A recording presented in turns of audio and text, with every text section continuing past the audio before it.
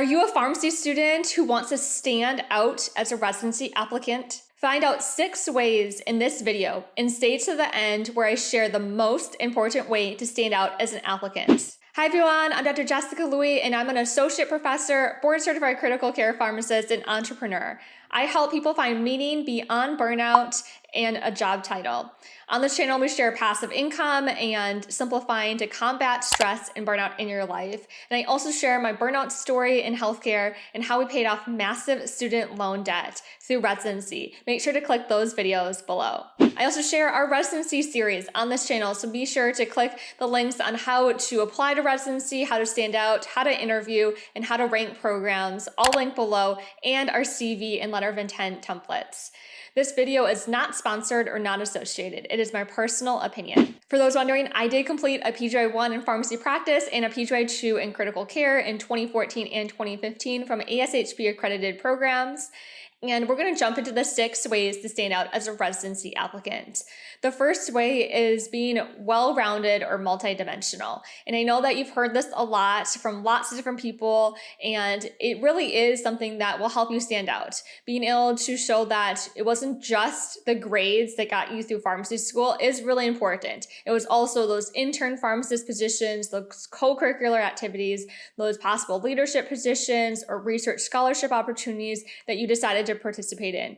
And no, you don't need to do all 4 or 5 of those all at once. It's something that you're going to work towards in your first, second, and third year pharmacy years, and make sure that you hone in on what's most important to you, what interests you the most, so that you don't spread yourself too thin and burn out, but you also are looking at ways to deepen the level of engagement. So maybe you start off with a couple organizations that you're a member of as a first year, and then the second year you're a leader within one of those organizations, and then the third year you're planning events, having a different leadership position, or going deeper into your research or scholarship opportunities. And during those times, you're also working as an intern pharmacist, either during the school year or more full-time during your breaks. You can also be doing work outside of pharmacy in your community and holding different types of events, co-curricular wise or otherwise, to show that you are well-rounded and you are multi-passionate, multi-dimensional, depending on what your interests lie. And this is going to be very different for every person. Your personal finance is personal, and your personal growth and your personal development is also personal. So you don't need to be looking at your classmate and trying to compare yourself. You need to be looking at yourself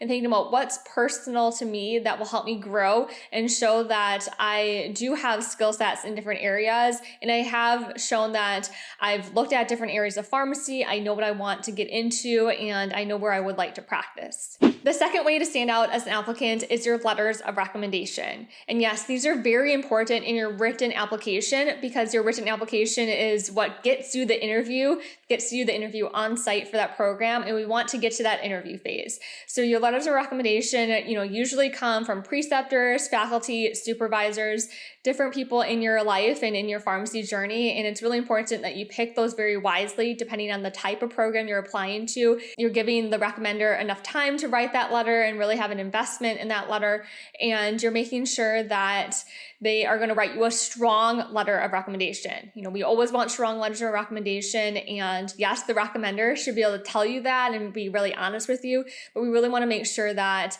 it's said in a language that they're going to write a strong letter of recommendation for you, and if they're not, then it's time to find someone else to write that letter. I also recommend that your letters of recommendation do not come from all the same place. So if you are in a work setting and you decide to ask 3 different pharmacists in that work setting, I don't think that's a great idea. I also don't think it's great to have all 3 of your letters come from a faculty member. So making sure that your letters come from different types of people, whether they interacted with you in a clinical setting, a research setting, a work setting, make sure that they're not all from the same exact type of place or talking about the same exact skill sets that you have. The next way to stand out as an applicant is to take challenging rotations. And this could be your introductory IPPE rotations. It could be your advanced APPE rotations. And yes, we all know in pharmacy that sometimes you don't get to pick the exact rotations you have, the schedule you have, or the lottery system at your school of pharmacy. But being able to show that you are interested in certain areas and taking more challenging rotations can be really helpful. Whether that means that you are interested in going to critical care and you're taking some ICU rotations or an emergency department rotations, rotation, because if you're interested in a certain area, if you have an opportunity to take that rotation, it can be really helpful. And then make sure that you put in the application that it was challenging. Show, what you did during the rotation, how you were involved, what projects you did, and making sure that the people that are reading your application know that, because a lot of times we don't really know what's going on in your rotations, what the organization is like. So being able to write that down and make sure that you have active verbs in your application and your CV is really important. The next way to stand out as an applicant is to make sure that you're not afraid to brag in your written application. A lot of times we are very humble in our applications and we underplay what we're doing, we underplay our accomplishments, our achievements, and being able to write that down, being able to brag about some of the great accomplishments or some of the great work that we have been doing as 4 years in pharmacy school has a lot of importance, because a lot of times if you don't know someone, it's only the written application that they're going to get to know you on. So being able to make sure that you highlight the most important things, the most pertinent things in your CV, letter of intent, or letters of recommendation is really important so that you get into that interview phase. The next way to stand out as an applicant is to realize and appreciate that pharmacy is a small world. And I know you've probably heard this before from lots of pharmacists, but it actually is true. Whether you're going to your local, state, or national conferences, the likelihood that you meet a pharmacist, in a coffee shop line or on an Uber or on the bus to the conference is pretty high, or even on the airplane to a conference is very high. You might also be meeting different pharmacists at your local, state, or national meetings and being able to interact with them. You never know what pharmacists might change the trajectory of your career path. So being open-minded, being professional during those interactions is important. Yes, you can show your personality, but make sure that it is somewhat professional, especially as a student who you don't know who you're meeting. You never know who you might be standing in line, whether that's a student, a resident, or a residency director.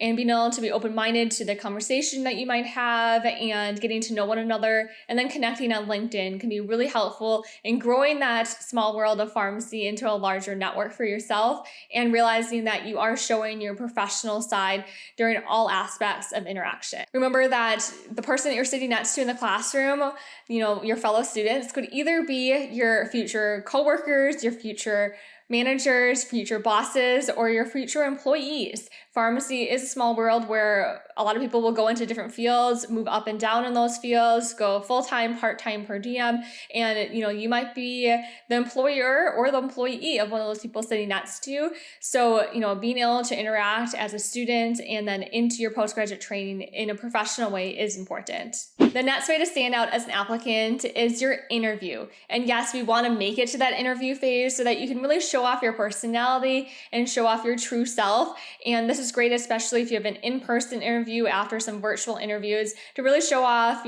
how you can bring yourself to the table if this is a good fit for the team, because you're interviewing the program as much as they're interviewing you, to make sure it's a good fit personality-wise, behavior-wise, leadership-wise for you and for them. Now, what is the most important way to stand out as an applicant, in my opinion?